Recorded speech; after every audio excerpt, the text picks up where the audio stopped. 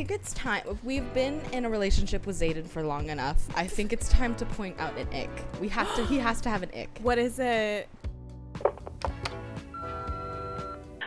No, I'm literally obsessed. Hey besties! Welcome to Literally Obsessed. It's Cassy. And Brittany. How y'all doing today on this fine Monday? It is Monday. It is Monday. It actually is Monday. It's both our Mondays, Yeah. unless you're listening to this on a different day. Very rarely that we film this on the day that it's actually, well, it's not being posted today, but whatever. Y'all get the math. How are y'all doing this morning? Or whatever part of your day is. We had a very fun morning so far. I literally won't be able to get through this episode without thinking about everything. Okay, well, first of all, yeah. Well, let's intro. Wait, welcome to part 2, y'all. Yeah, that's what I was gonna say. Yay! Welcome. We've made it to part 2, which is so exciting. Crazy. We're so excited, but also like we don't know a life without Iron Flame at this point. So it is a little scary that it's going to be ending soon, but we are going to have 9 more episodes, including this one. So yeah, pretty much the same as part 1. So it is, if you look on our Instagram, we do have our full schedule up already. So it's going to take us through September, which is crazy to think about because we're in July right now. But yeah, after that, we'll just figure it out until Onyx Storm comes out. We'll have to figure it out, y'all. We are covering chapters 37 to 40. That was not words. We're covering 37 to 40 today, y'all. And it's kind of crazy part to start like part 2. Rebecca, if you guys didn't know, Rebecca originally wanted part 1 to be one book and then part 2 to be another book, but her editors were so gracious in saying like, no, put them together. So it does kind of feel like the beginning of one book, towards the beginning of this there's even bit. parts that are really funny where it's like, Xaden has 107 scars on his back. I don't need to count. I know what they're for. They're for the marked ones he's It's like, okay, we got it. We just read about it literally 2 pages ago. So like, you don't have to remind us, girl. Yeah, there's a little, the transition was a little interesting, but whatever, we'll take it regardless. Yeah. Also, just a reminder, y'all, we do have our Patreon. If you guys want to be a part of our book club or our book besties, go ahead and check that out on we have a link tree on our Instagram, or the description in wherever you are listening to this. Go check that out. We have a lot of bonus content that we have coming up, and you guys can get free early access if you're a part of, I think. Well, it's not free. Well, it's not free. I just want to make included sure. In the package. And you also can get access to our Discord, which we just really want to build a community, y'all. We just want to be talking to all of you guys and share our opinions about books and stuff. Yeah.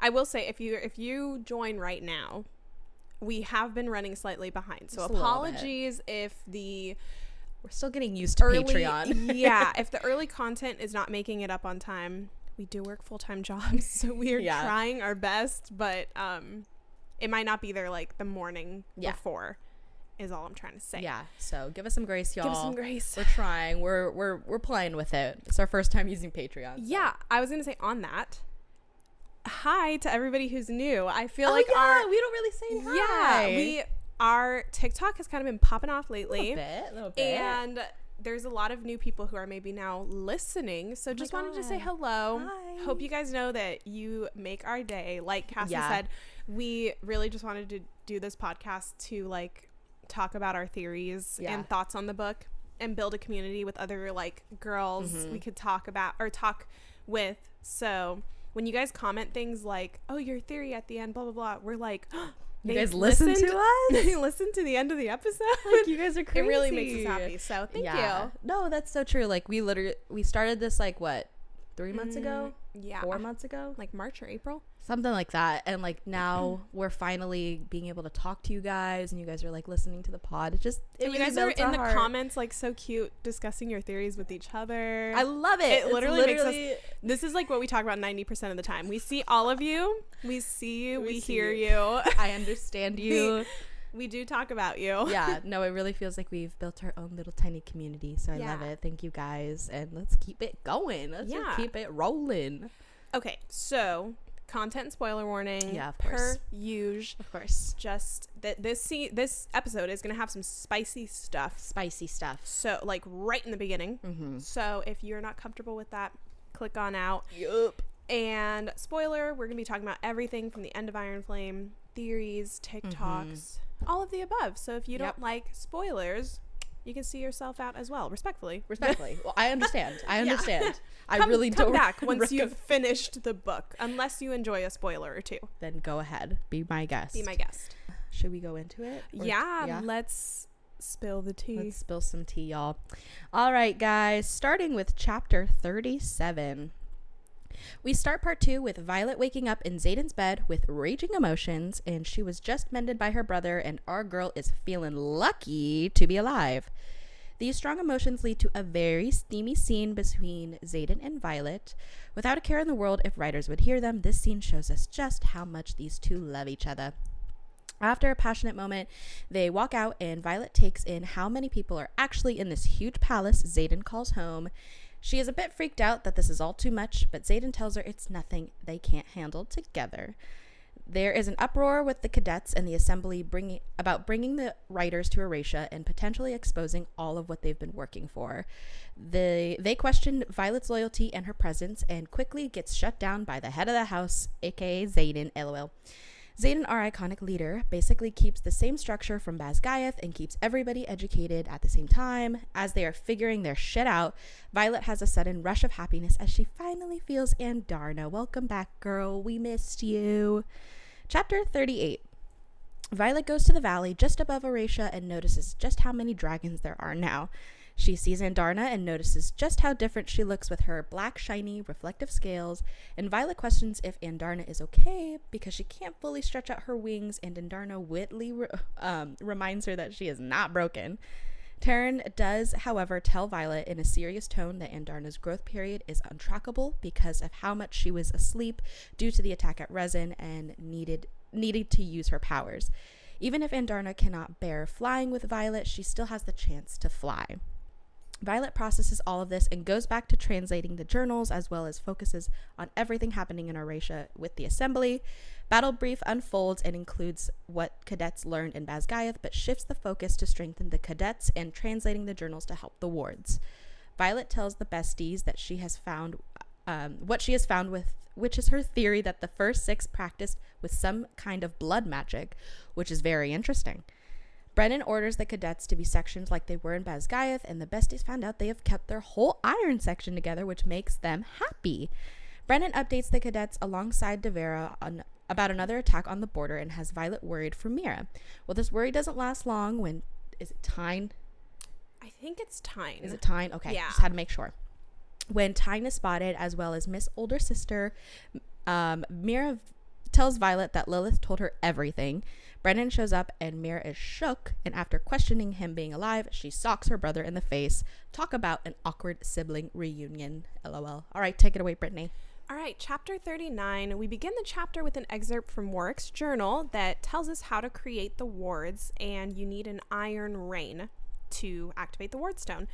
Mira punched Brennan, and there is a lot of blood. Mira is pissed, obviously, that Brennan has been alive this whole time, and Violet finds herself in the middle of her siblings arguing just like when they were younger. Violet informs Mira, Brennan, and Xaden that she needs the blood of the 6 most powerful riders because she thinks she knows how to raise the wards. The Assembly, Bodhi, and Violet are all heading outside Ryerson House, and Brennan informs them that Takaris wants to see Violet wield. Xaden says absolutely not, and there is always another way to acquire the luminary. Everyone reaches the ward stone, and they attempt to raise the wards. The strongest 6 riders are Bodhi, Felix, Suri, Xaden, Violet, and Brennan, and they all cut their palms and bleed on the ward stone, and it doesn't work. Womp womp. Womp womp. Violet is worried that this is all her fault, and she wants to help, but Xaden won't budge on going to Corden. Brennan knows that something is up with his lil sis, and Violet turns to her siblings for help. Chapter 40. Violet is content with her plan, and Xaden is gone again, so nothing stands in her way. Xaden begins her... Oh, Xaden. My bad. Yeah. What? Violet begins her lessons with Felix and realizes this is not going to be easy. Violet is so proud of herself for being able to wield twice within a minute, but Felix doesn't care about that. He cares about her aim. Felix challenges Violet to shoot smaller strikes from her hand and lets her know that she doesn't fully understand her signet. Felix reminds Violet she's extremely powerful, and she's even powerful enough to have influence over some people, aka Xaden. Felix gives Violet a conduit, which is a glass orb that can kind of control her power and imbue the runes inside of it, so she doesn't freak out and strike everyone she sees. Violet, Mira, and Brennan all fly to Corden together, and Violet thinks about how she kind of misses when Xaden wanted to kill her and he wasn't so overprotective. They arrive in Corden and they're greeted by a cadet who asks them to all say a truth before they enter. And then we see a figure dressed entirely in black looking extremely angry at Violet. Xaden acknowledges she isn't where he left her. Iconic. Yes. Very interesting way to start part 2, I would say. Yeah. Very interesting. Yeah. Especially with the first chapter. No, she really said, here you go, guys. Here you go. I know you missed it. I know you missed them being together. So. Yeah. All right, y'all. All right. Let's go into our deep dive, starting with chapter 37, y'all. All right. So the Venom dream. We have to talk about the Venom dream. Yeah. We can't ignore the parallels to Xaden. And I actually have a quote that I wanted to bring up later, but I'll just bring it up now. Cool. Here is a quote from the dream. Of course, again, the Dark Wielder hisses, his face contouring into a sneer. You will never be free of me. I will hunt you to the ends of the continent and beyond. Okay. Tell me that doesn't sound like there was nowhere in existence you could go that I wouldn't find you. Wait, can you say it one more time for me? What did I say? No, did I mispronounce? No. Oh, okay. Say the quote, because I just got to really think about it. Okay. Are you ready? I'm thinking. Of course, again. You will never be free of me. I will hunt you to the ends of the continent and beyond. Oh my God. Okay. You will never be free of me. That is a loaded saying. Yeah. That's a loaded phrase. Yes. I know. Wow. So I just feel like, again, there's parallels to Xaden. We get the sunburnt field again, which we talked about last Venom dream. I don't know. There's just, you'll never be free of me. She'll never be free of Xaden. Okay, because he's gonna find her no matter where she goes. I'm a dumb reader, as we all established this. I really am sometimes super stupid when it comes to Violet's dreams. So I know we've kind of talked about this before, but do we think her dreams are like foreshadowing, or do we think that they're like, is she looking into the future, or is she what are these dreams? What do we think? I have a couple different theories. Okay. I truly don't know. Like I know that there's different theories floating around out there, and I kind of agree with like all of them.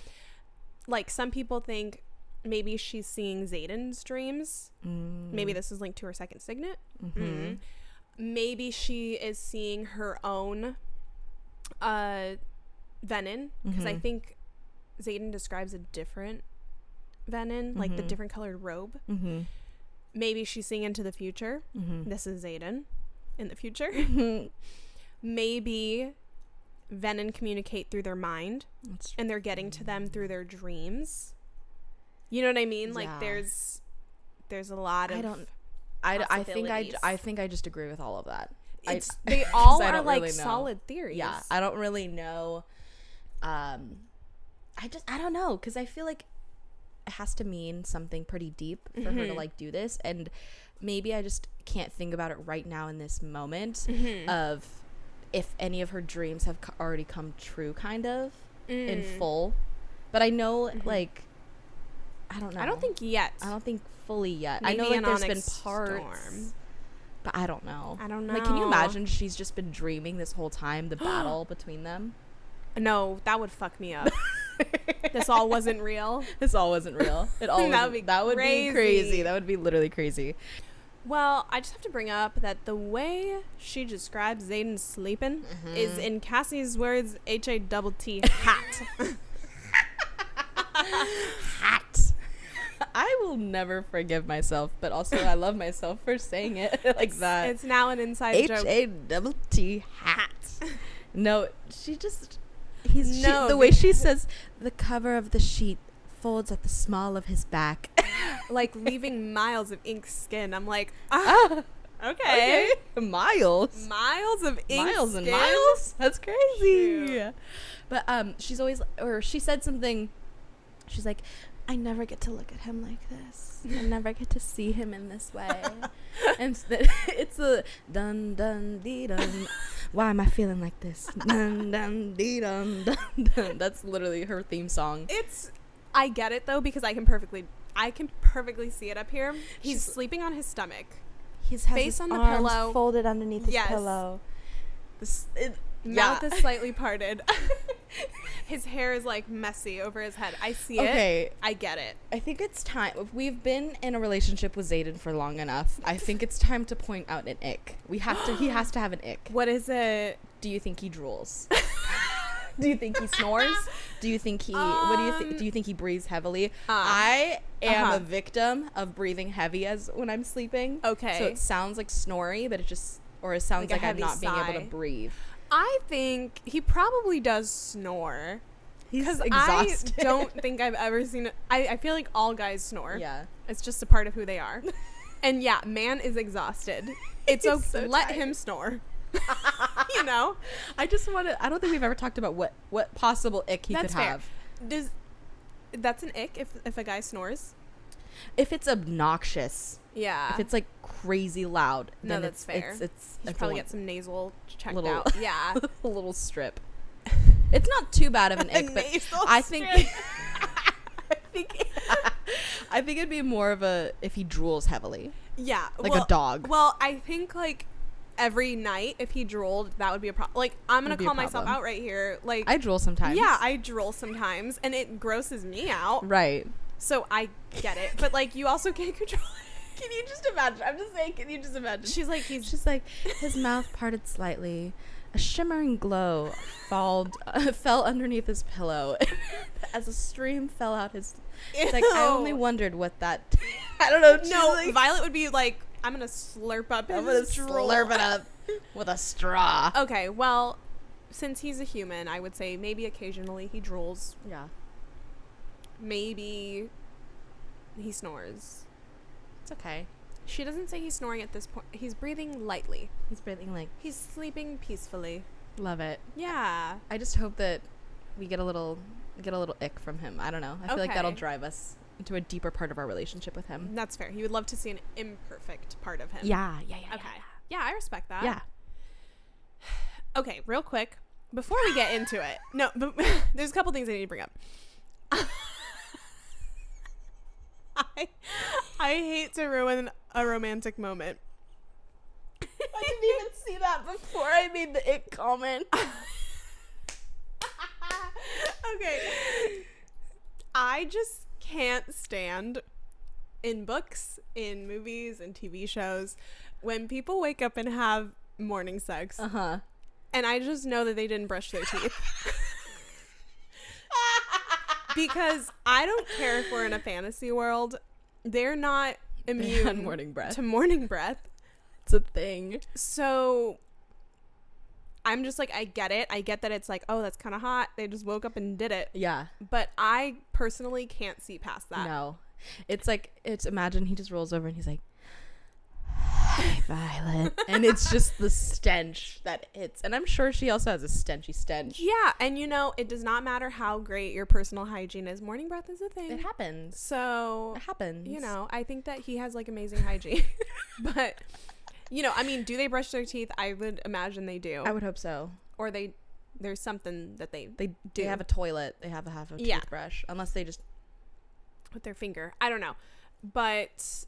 Yeah, I just can never see past that. It's a very valid point. I'm not gonna lie. It's always valid. Like too, when there's scenes like either in a movie or a book where it's like, I woke up, threw my hair in a bun, and ran out the door. I'm like, ugh. But did you brush your teeth? You didn't brush your teeth, and I just really can't see past it. And it got me thinking of like a lot of like post-apocalyptic shows. Yes. It's like you're in a zombie apocalypse. You haven't showered in 3 weeks. Probably haven't brushed your hair, and you guys want to hook up. That's nasty. I mean, I guess that's just like, you know, there's nothing else to do. If you guys want somebody to match your freak, then like I get it. You've found him. So you found him. Make out a way, I guess. Just had to bring that up. We have to address something, guys. We have to address something. We want to talk about sex scenes in books real quick. Just really quickly. Let me put this away. I just want this to be between us and you. With our TikToks having kind of grown lately, it's mainly reaching the correct audience, which is the girls, the gays, the theys. Love the it. Theys. Sorry, I don't know what I did right there. Anyway, we love you guys. Hi. You're who we want in our circle. Men, you're not safe in the circle. See yourself out, babes. You're not safe in the circle unless you're an ally. Some of you are. I'm not going to attack all men, but you're not safe in the circle. Okay. We've been getting a lot of comments from men saying that women are reading porn books, that we are like addicted to sex scenes in books, saying sexist, offensive comments. Okay. I knew it was a thing. Now we're experiencing it. I just have to address it. I want to address a couple things. One, sex scenes in books, that is not porn. I have to put that out there right now. I am not Googling on my computer actual human beings engaging in sexual activity for personal pleasure. Yep. Okay? Yep. And all of you can shut the fuck up because I know you do that every other night. So sit down. Don't all of a sudden try to act like women are watching porn. And also, if women are watching porn, leave them alone. Truly. Literally leave them alone. I'm going to let y'all in on a little secret here. Women enjoy sex just as much as men. Absolutely. They enjoy a little pleasure every once in a while. We're humans. We're human. What the hell? So, like, knock it off. I hate that guys think they can talk about porn and their little porn addictions all the time. But when a woman does. Exactly. It's awful. It's unseen. So that's number one. Number two, these books are not driven by the sex, okay? They are plot driven. And this is just fulfilling that romance part. Sometimes it's pushing the storyline along. Not to say that there aren't books that are fully based on that. And that is also okay if you enjoy reading that. But I just want to say these are not like porno erotica books. They are books that have a full-on plot with this as an added thing. Yeah. Okay.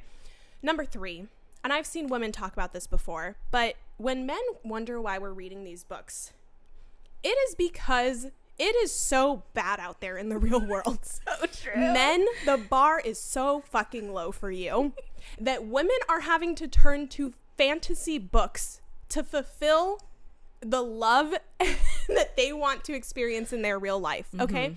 Why are women obsessed with these books? One, it's written by women.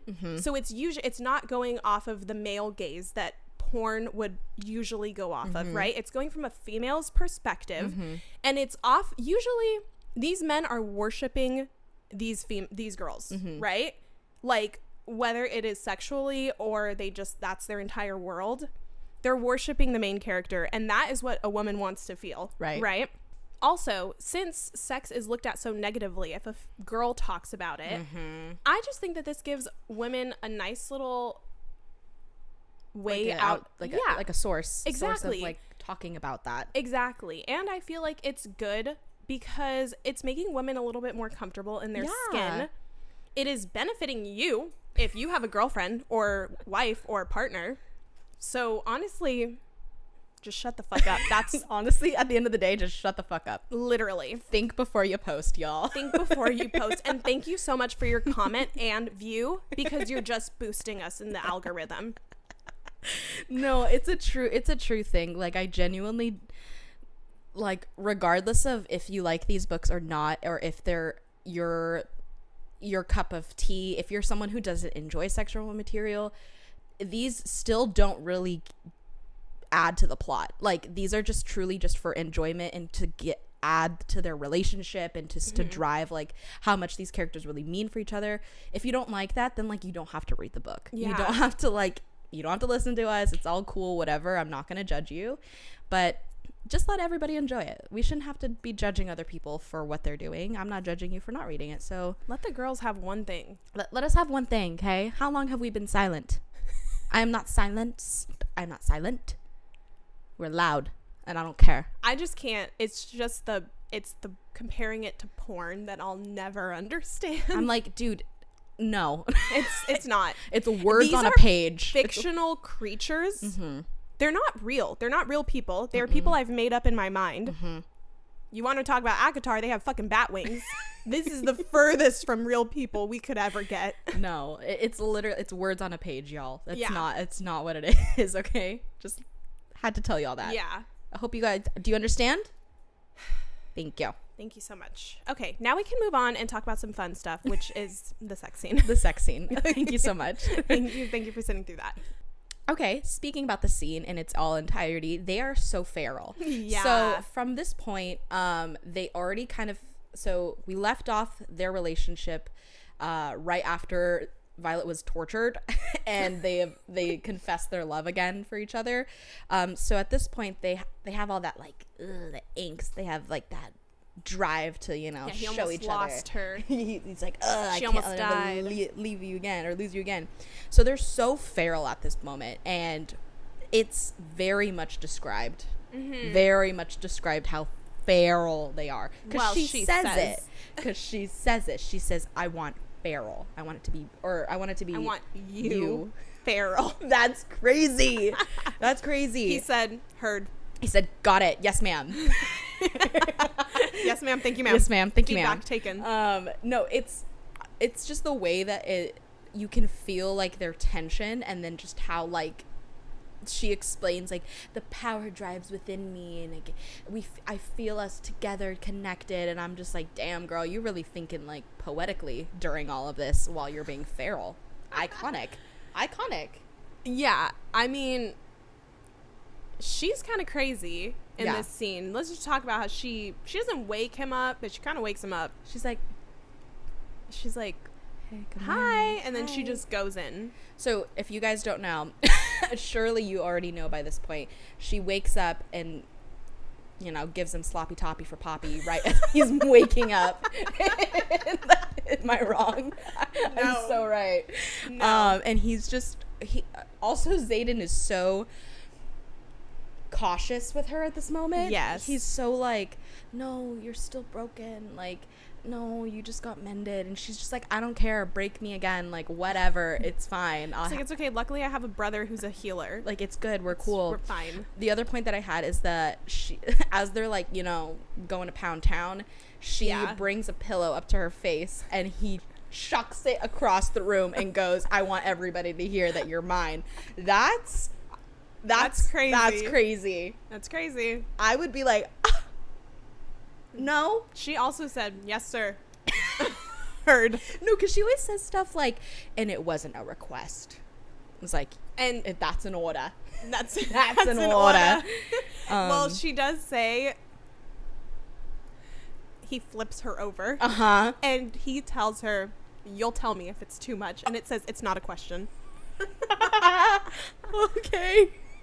She's like, okay. Wow. I also have to say, some of the detail that Violet gives us is just like unnecessary. Does she have to tell us that her nightgown bunches when she moves? Does she have to be like, I was wearing my sexy, slutty little nightgown. My dirty little, naughty little, slutty little black my strap nightgown slipped off my shoulder as I straddled my hot boyfriend. It's just really unnecessary. You know? It's so annoying. It's a little annoying. Rebecca said, I want you are Violet. Imagine how the nightgown would move. It bunches by the knees as you're about to straddle him. It's crazy. Also, so they, after they finished, they all just like walked out with all the cadets just around. And she's just like, oh, I'm like, yeah, imagine being a cadet. You're freaking out. You're at this new place. You don't know what's going the fuck on. And all you hear in the next room is just thudding and moaning. Yeah. And I'm sure they're loud as hell. I was just gonna say, she does say she was not quiet. She's like, oh, I wasn't quiet at all. And then she's embarrassed, as she should be. As she should be. Your family's there. Your brother. Brendan is like the room over, like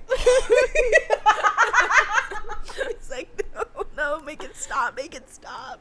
I'm so surprised Brennan has not beat up Xaden yet. Oh my god. Like, I'm surprised. Yeah, you're right. Why? I don't know. Why hasn't he? Why Somebody's got to put him in check.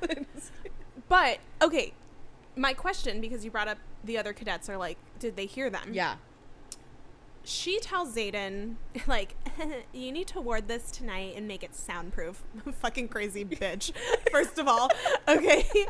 And then he's like, already done. And she's like, of course it is. So was he just saying that to turn her on and, like, actually it was already soundproofed and nobody heard?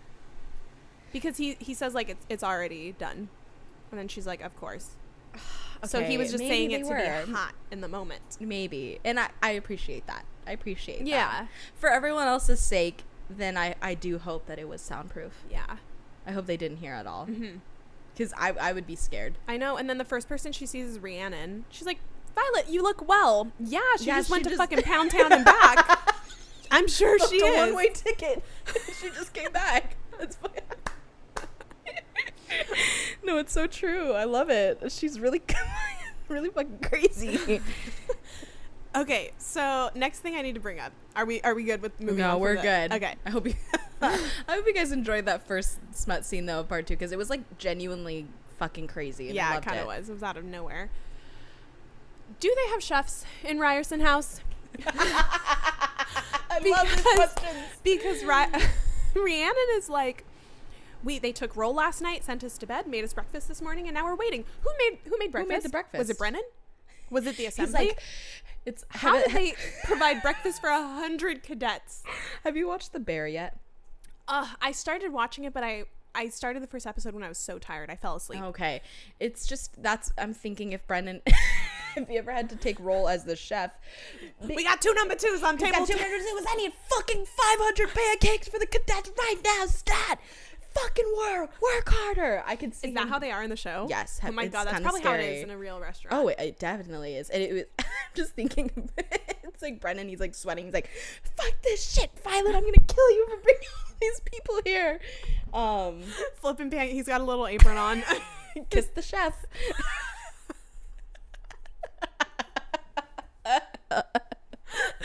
No, that is too good. It's so fucking funny.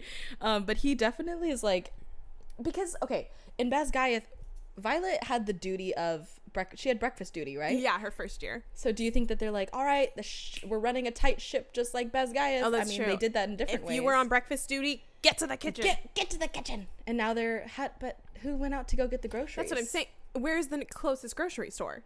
It's Erasia. Like, things were burned down. Yeah. Where are they getting food? I mean, I guess maybe know. the field. They grow their own vegetables and everything. I just went and slaughtered a pig for sausage this morning. Like, maybe. I don't know. But wow, they're sustainable. Love it. We love that. We love a farm fresh. But no, that's very true. I do hope that they have a big industrial kitchen. I would think that they did. You have 100+ rooms plus the family quarters. Mm-hmm. You gotta have at least an industrial. You gotta have at least like 20 ovens or something. Yeah. Pop them in. What do you think they... Like, I know they have biscuits, so it's like maybe they had a little biscuit and a little butter with some eggs and some bacon or something. And had coffee. Sure. Why did you get Brittany? Sometimes when I think chefs, I think Gordon Ramsay, and so I just get into the mindset of British, you know. Okay, fair. Sounds like a great breakfast to me. Maybe some orange juice on the side. Yummy. Milk the cows. You have some milk. I don't know. Fresh squeezed orange juice. No, that's really good.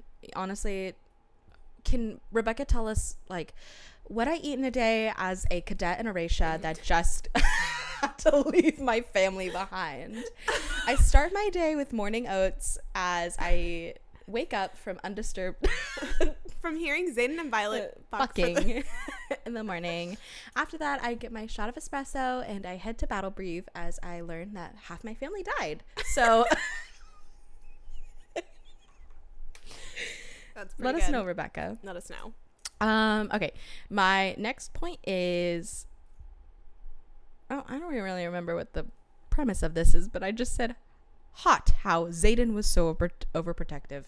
I mean, he is overprotective. Oh, okay. I think it was because when he is getting everyone's questioning. They're like, well, what about her? Like, we don't trust her. And he's like, well, it's my house. And it's like, that's my throne. And so that's my woman. That's my woman. And like, if you're going to question her, you're questioning me. And I'm like, right. ugh, that's hot. Yeah, I think going off of that, I love how he makes everything a we. Mm-hmm. Like, he's like, well, we did this. Like, he'll just take responsibility for everything she did. Which he really is. He is. This is where we learn that he did indeed mark himself. Well, I don't know if he did it to himself, but I don't know. He is taking responsibility for Violet and every decision she makes. That's crazy. That's loaded. Very loaded relationship. All he wrote is, nice try, welcome back, and Darna. And Darna, she cracks me up. She cracks me up in this. She's just like, do we think that she still has that sweet voice with her like big ass dragon self? I would like to think she does. She continues her little tiny baby voice. Yeah. She's like, Violet. It's like, hi, and Darna.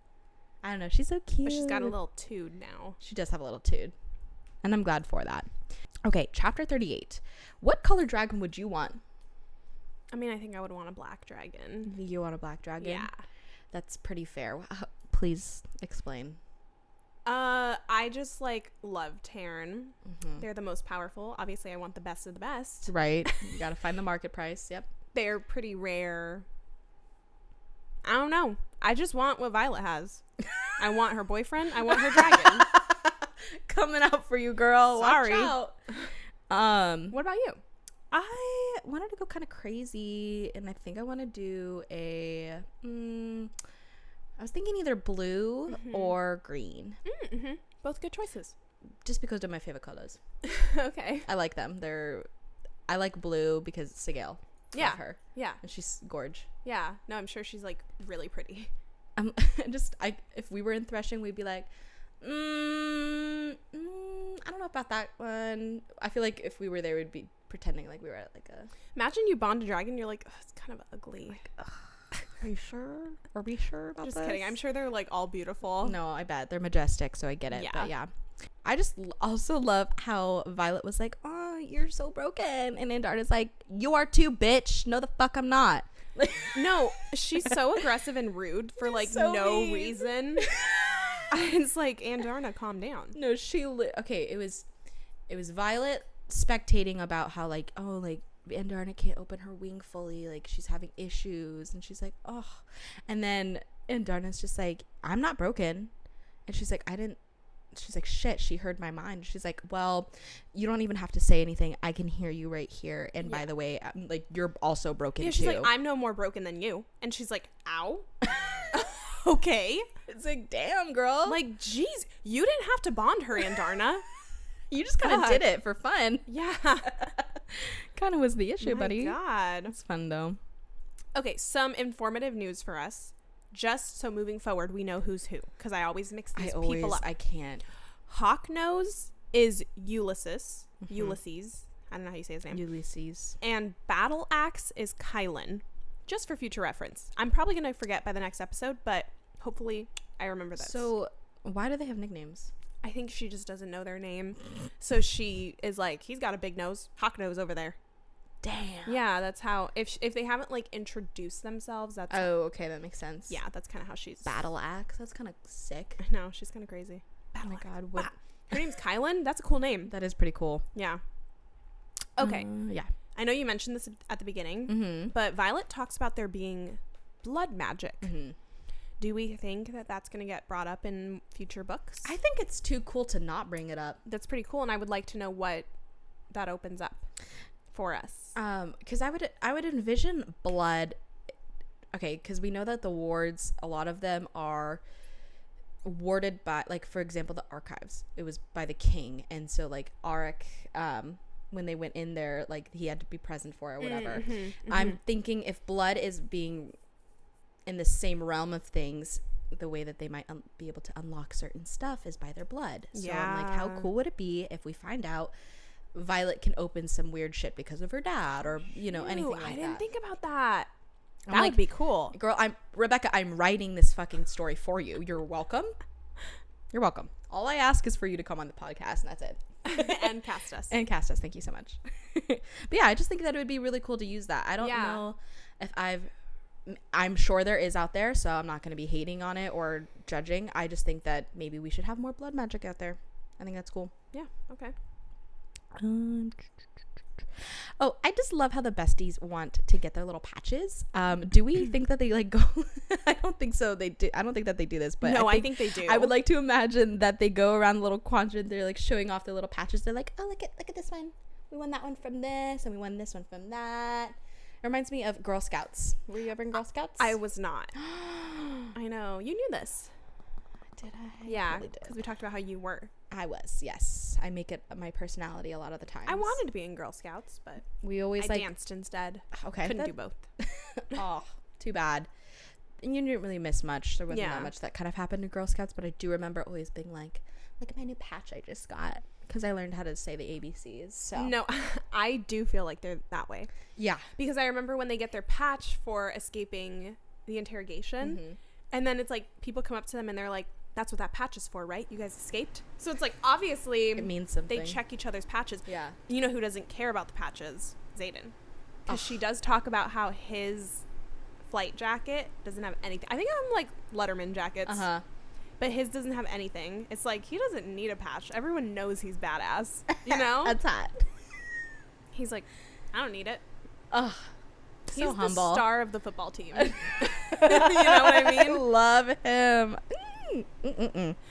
Okay, I love this moment between Andarna and Taryn.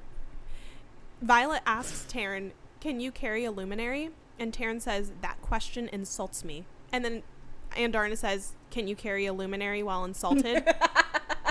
What is wrong with her? I literally would be like, Andarna, go to sleep. Go to sleep. The adults are talking. She's so fucking funny though. It's crazy. She's crazy. She's rude, but I love her. Rude. I love her. Okay, and on the subject of a luminary, what do we think it looks like? Because maybe I missed the first time they explained it. I don't know why. I don't know what it is. I am picturing a glowing orb. Uh-huh. And I don't know where I'm getting that from. Well, just luminary makes me like illuminates. So like the light. Yes. Like so yeah, like a little orb. Probably. We don't really get a description of what that means. Okay, right? Like it never really. It's just like, it's a luminary. We need it for the ward stone. Luminary. I tried looking it up. Luminary in fiction. Because I feel like it was just like, yeah, we need it, but it's like, what does it look like? Someone on Reddit said that their understanding is that it concentrates the power of a dragon fire hot enough to imbue metal. So. Okay, that kind of makes sense. So it's kind of like I would say a glowing orb. Okay. I like that description. Okay, and I also just have to bring up something as foreshadowing, potentially. Mira, well, I love that she apologizes to Violet, and she's like, I should have listened to you. You were asking for help. I'm sorry I didn't believe you. And then she says something like, Violet is like, I needed you. And she's like, I know. I let you down, and I'll never do that again. And something about that just feels foreshadowing to me. I didn't put this on here, but this is kind of a point that I wanted to bring up. But we had the theory a couple episodes ago about how we think that one of the siblings will betray. My vote now is that it's Mira. Like, I think I'm more on that boat. I just think that Mira, she's just so much of a rule follower, or that she's just either power driven in that sense, that I just think that what she says in this moment between her and Violet, I was like kind of analyzing a little bit more, and I just think that she's covering for something. It's a little sus to me. I don't know. Yeah. Do you think so? Yeah, it's weird because she has her moments of being like a big sis and being like, I love protective Xaden, I don't have to worry about you, and blah blah blah, and like, I'll never let you down. But I don't know. It's just, I always feel like there's some sort of undertone that makes me suspect her. Like, I feel like I can't trust everything she's saying. Yeah. And I guess that's it. Yeah. And Violet even says something like that, I think, when Violet's checking in with Xaden, because Mira's like, oh, well, mom told me the truth. Like, I know everything, blah, blah, blah. And she says something, Violet says something like, I check in with Xaden about this, not because I don't trust her, but because I trust Xaden more. And I'm like, okay, so you already kind of have this weird feeling for your sister. So, I don't know. I just think that, like, Mira slips through the cracks a little bit more because she's so knowledgeable about stuff. So, I don't know, girl, you're sus a little bit. Yeah, a little bit. A little bit. Okay, Brennan says, this is between him and Mira fighting. He says, you didn't die. And she says, neither did you. Did he die or not? We have not gotten clarification on if he actually died. I want to say did he say he came close? It was like, was he resurrected? I don't know, though, because then his name means resurrection. So that tells me he was resurrected. Does he just not want Mira to know that? I don't know, because you would think that Taryn would also know that answer. You would know that, like, his... It's just weird. Again, like, I find Brennan a little sketchy as well. There's a lot of things I think he's not telling us, so... or telling Violet. People say that... I don't know. You're right. I feel like I don't know if we, like, just didn't really pay attention to how he was explained. I just don't think that they, like, when she asks him, like, so you're alive? Like, what happened? And then he's just like, it was Naolan. He gave up everything. Like, did he put his power in him? Or, like, what happened? So I'm just confused why. I don't know. I feel like that confirms, like, he's like, you didn't die. But then Mira's like, you didn't either. But maybe she's just saying that because he's alive in the moment. Now. Maybe she doesn't believe in resurrection. We gotta know more about that. We have to know more about Brennan and what happened with Naolan and if they were lovers. That's it. We gotta know. I gotta know. Okay, also, Xaden's saying he walked into them arguing. He goes, and to think, I wish I had siblings. Do we think he has siblings? I think he has long lost siblings that he doesn't know about. I feel like there is a lot of mention of him being like, I always wished I had siblings or blah, blah, blah. So yeah, I agree. I don't think he knows about them. But I feel like he mentions it too much for it to not be a thing. Something. Whether it's Bodhi or when we find his mom, he has some sort of like half or step sibling. I think so. I think he does have siblings. Yeah. Out there in the world. Yeah. But speaking of siblings, I can't believe they just start macking on each other in front of her siblings. What is wrong with them? Disgusting. And it's literally like they're making out and she hears them being like, oh my God, not in front of me. And then Mira's like, this is tame for them. And she smiles and they're still making out. And he goes deeper. They go deeper into the kiss. That's fucking weird. Literally, that's so embarrassing. That's so gross. I don't know if any of you listening right now or watching, if you guys have siblings, would you ever do that? No. Yeah, because I wouldn't. I mean, I also just like don't like PDA, but I would not do that. No, I'm like, if I was with my significant other around my family, I barely even know this person. Yeah. We are not tethered. We don't even know each other. I've never even looked at them in the eyes before. I would not show them affection, but that's just me. Yeah. That's just me. No, I agree. I can't. Violet's disgusting with her siblings. I know. She's rude about it. I do love how Xaden is like so encouraging after Violet fails to raise the wards, and he's just like, it's okay, you'll try again.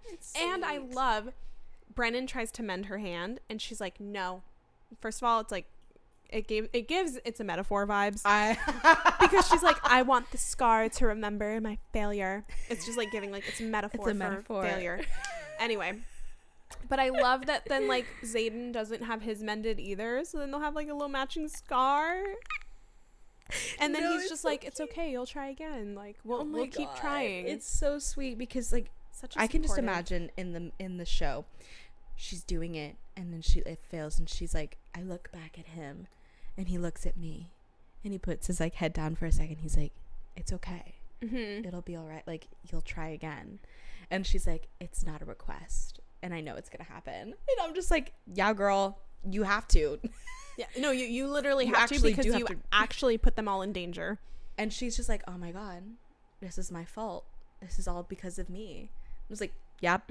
Yeah, correct. Cool, girl. Let's take the feedback and let's move on. Yeah. Love it. Okay, so as someone, again, who has siblings, it's just kind of fun to see what real life siblings do and they bicker. And Rebecca did a good, funny little moment about this. Brennan being like, Violet, you look the same when you were 8 years old when you stared down mom over a plate of squash for 12 hours. I just love that. I think it's very cute. We don't really get to see them be like, not like they're going to kill each other's siblings. We just see a little bit of like intensity with them, but this is kind of giving a little normalcy, and I liked it. Yeah, I thought it was I funny. agree. Okay, chapter 40. So did you quote it? Yes, I think I did. Let me pull it up. Basically, chapter 40, we were laughing about this when we were writing the outline for a very long time, because it's so like It's okay, just like, girl, calm down. So this is the first sentence. This is how chapter 40 starts. Xaden vetoed my pitch. Oh, I'm sorry. Let me start again. Xaden vetoed my second pitch to head to Corden like an overprotective asshole, and then I happily took him to bed, content with my own plans. I don't know why. Maybe we're the only ones who find that fucking hilarious, but that's so funny to me. What's funny to me is Violet thinks she's being a little sneaky sneak, and she was probably like, I'm just gonna like hook up with him and he won't even suspect a thing. The entire time Xaden was like, I'm reading. I know what's happening. Literally can hear your whole literally plan. know the entire plan that you're coming up with. She's like, happy. This may have been the one time he was faking it. The entire time he was just like zoned in, reading like, her thoughts. You're gonna do what when we wake up? Interesting. And then he was plotting his plan. Like, okay, all right. Like, well, before she wakes up, I'm gonna be gone, so she thinks I'm leaving, and then I'm gonna show up.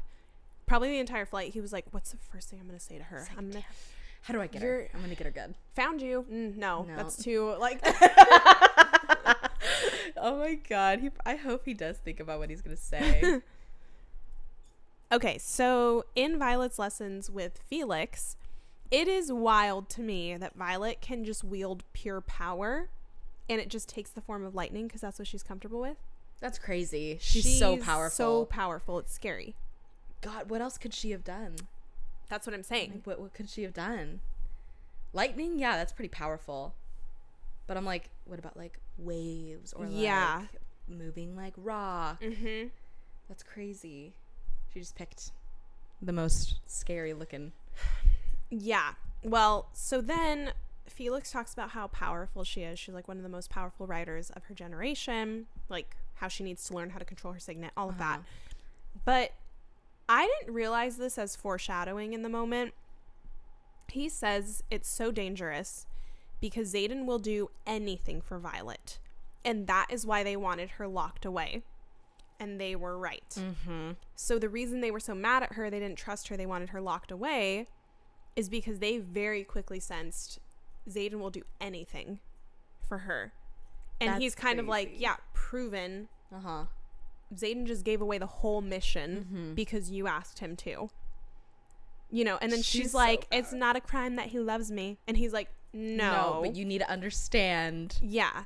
Like, how much power you have. And it's just foreshadowing because he goes against everything he stood for to try to save her because his world literally revolves around her. And so like what else is going to happen? You know what I mean? Oh my God. Which, like, if she was evil, she could change the whole thing. You know what I mean? Damn. Damn. It's crazy. That is kind of crazy to think about, like, in its entirety. Damn. That's crazy. Yeah. Also, just wanted to comment on how beautiful Corden sounds. It's like a palace with pools and marble.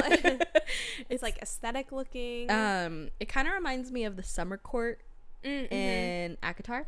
I kind of think more the day court, maybe. Okay, a little mashup, because it's by the water, right?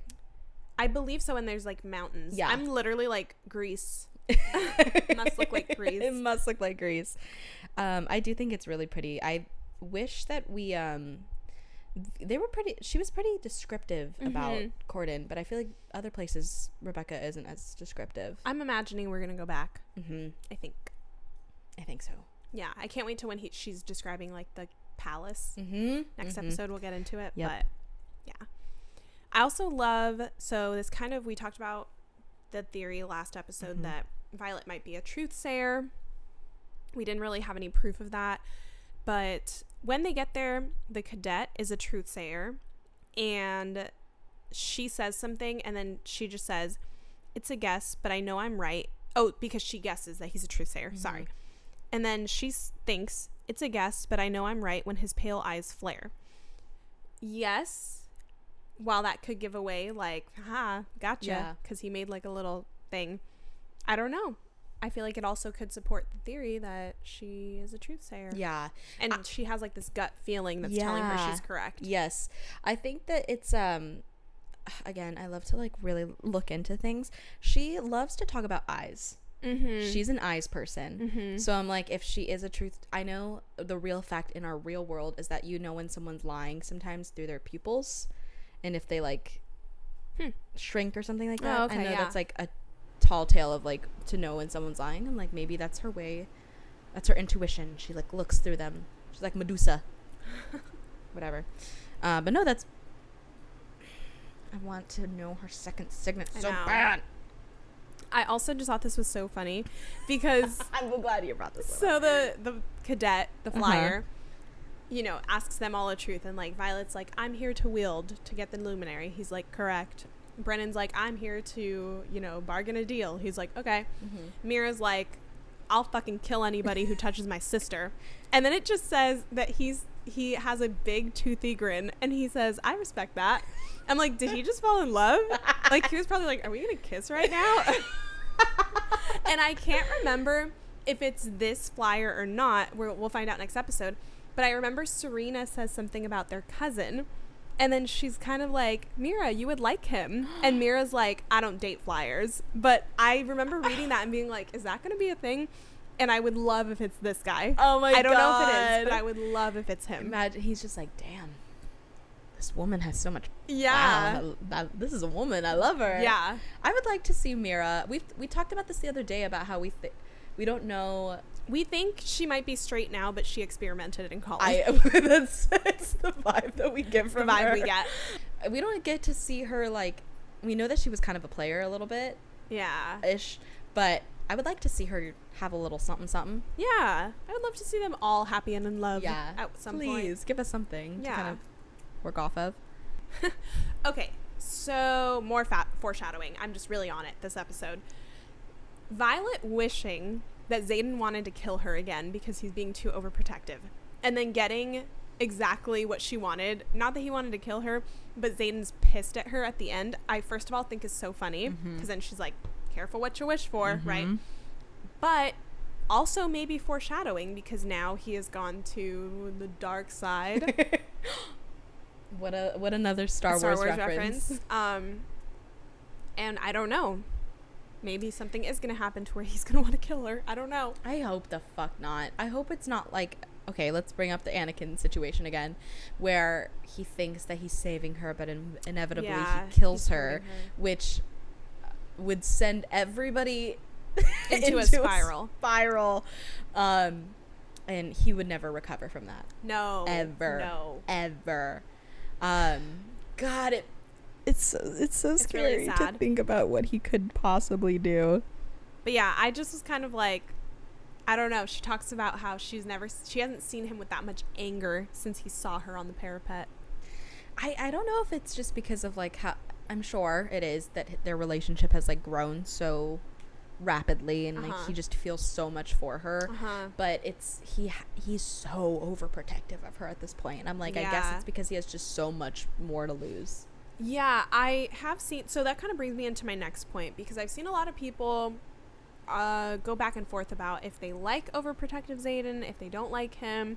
Like, I know some people are like, it's almost kind of giving Tamlin now, when he was giving Rhysand. Yeah. But now he's like very protective of her, watching everything she does, like stepping in front of her instead of like letting her fend for herself. Yeah.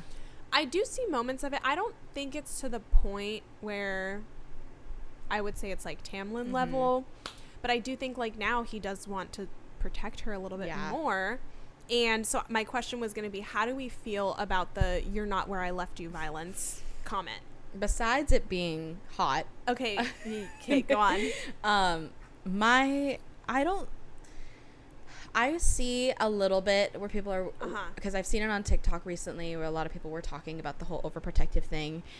I feel like, okay, I haven't been in a very long-term relationship before, but I'm assuming that when you have so much to lose from somebody, you tend to kind of get a little like hazed, and you're like, oh, okay, all I want to do is just love and protect and, you know, hold this person.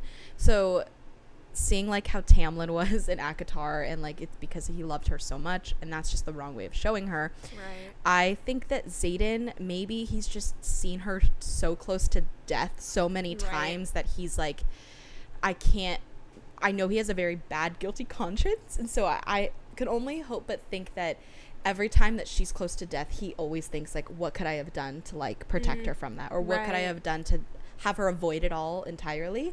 So maybe that's where his like overprotectiveness is coming from. I don't necessarily see too much of a problem with it myself.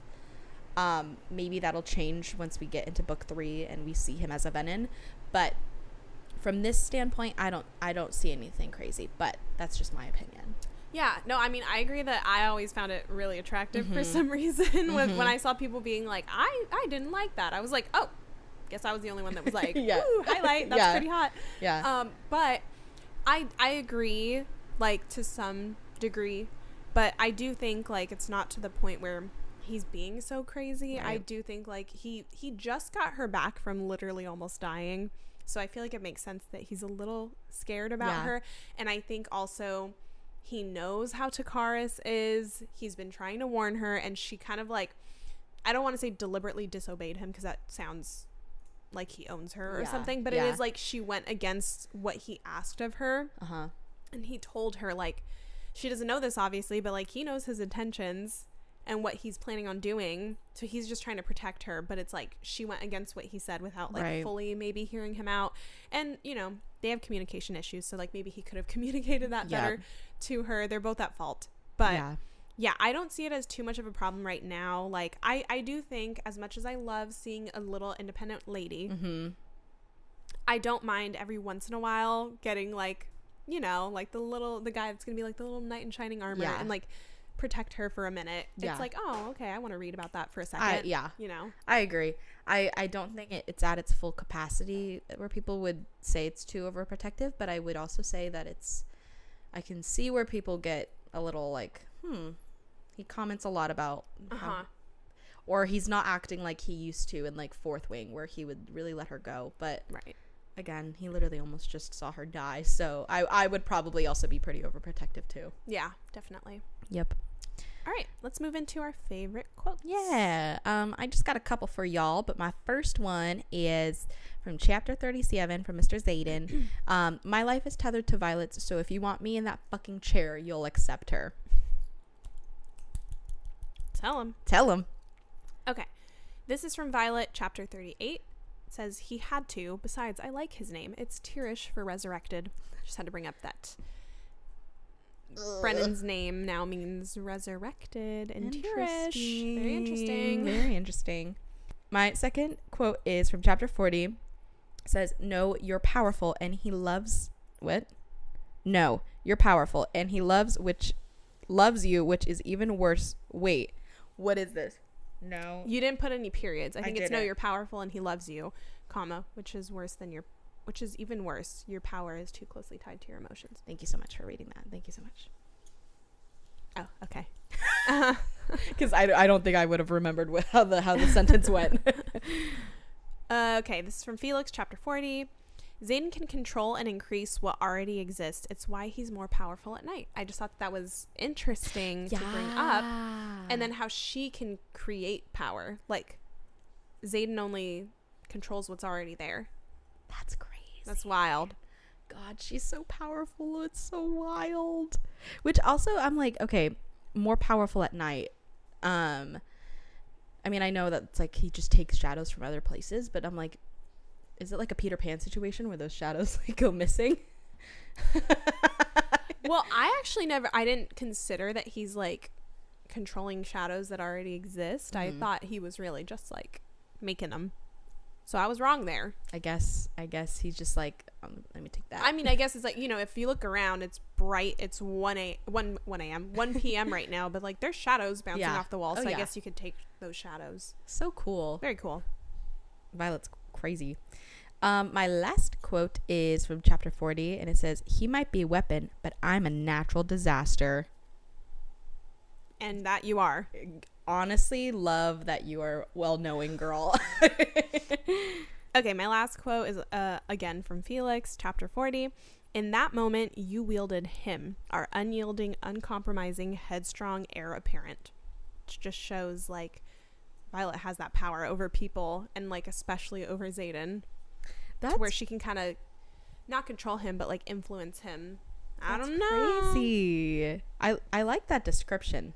Yeah, you wielded him. That's crazy. Is that a hint? Does she have some sort of mind signet where she can control people? I don't know. Dude, literally our list keeps growing over second signet, and I can't handle it. Eek. All right. Miss Brittany has a thriving theorizing. Yeah. I couldn't think of anything, y'all. I'm sorry, but this is a good one. Okay, so something is sketchy about Surrey. She is a member of the assembly. At the beginning of the book, I feel like we looked over this when we read it the first time. It explains her, and it says that she is, quote, "a wide-shouldered brunette with olive skin and a single streak of silver in her hair." Then it says that she looks at Violet's hair, and it says, quote, "her gaze jumping to the silver half of my hair that forms my coronet braid." So she was the one that said Violet was untrustworthy. She was the one that was very against Violet being there to help. Very interesting that she looks at Violet's hair and sees that there's something sketchy about her hair. Nobody else questions her hair. Yeah. But some people do have gray hair in this book. So it's not just that. It's very specified that she has silver hair.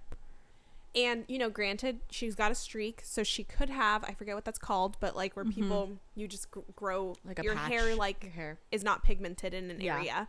She could have that. Yep. Or there could be something where she knows that something is up with Violet. And maybe if it's true where like Lilith was like venom or whatever when she was pregnant, the same thing maybe happened to her. She knows, but Violet doesn't know that yet. Ooh. I don't know, but there's got to be something. There's got to be something where she thinks that Violet's untrustworthy, wanted to lock her up because she can influence Xaden. Xaden turns venom in the end. I don't know. Oh, snaps for Brittany for that one. That's a good one. I think that we didn't get. Maybe we do. I can't remember how the rest of part 2 goes, but I feel like we don't get as much about the people in the assembly. Yeah, they're just kind of mentioned. Yeah. We get a lot of Felix, but I'm going to be paying more attention to Surrey moving forward. Yeah. That's good. That's good. Got to write those down. Yeah. All right. Let's move into Final Jam. Thank you. What was her name? I am sorry. I can't remember your name right now. But we got a comment on one of our episodes. Yeah. And she said that Power Over Me by Dermot Kennedy reminds her of Xaden and Violet. So I said that we would give it a listen. And we did listen to it. Our lives have been changed. No, guys, please thank her in the comments. Yeah. She really put us onto something. Give her a shout out. It's so good. Yeah. I wish I remember her name, but I'll put in the description. I'll give her a shout out. So you kind of changed our lives. We were listening to it in the car, and it just immediately so good. Yeah, just the style of the song, the way he sings. He sounds very familiar, but I don't know if I know any songs from him. I don't know. But yeah, what he was saying, I totally get why it reminds you of Xaden and Violet. I immediately added it to a playlist. And I think that that song really works with what we just were talking about Violet's influence on Xaden. Like like the she lyrics, has power over him. The lyrics are great, so give it a listen, and my life has changed. I listened to it this morning. Getting ready. Natalie Natalia. I'm sorry. Natalia M. Trosh 3093. Thank you, girl. Thank you for bringing. Yeah. Thanks for adding it to it, because if you guys, I really, really want to find more songs. I've looked through Spotify so many times for different playlists. We need more. Yeah, I agree. We need more. There's still some that I'm waiting to bring up. I'm just waiting for the right moment. Yeah. But yeah. I know I have a couple in there, but so good. All right, y'all. That wrapped up first episode, part 2. How are we doing? Well, as always, guys, don't forget to give us a follow on Instagram, TikTok. You can like, comment, subscribe, rate us, and talk to us in our comments. Yeah. We love talking to you guys. No, truly, we read every single comment. We want to try and reach out to as many people as we can. Be sure to just keep up to date and show your besties. And also your moms. Shout out to the moms out there.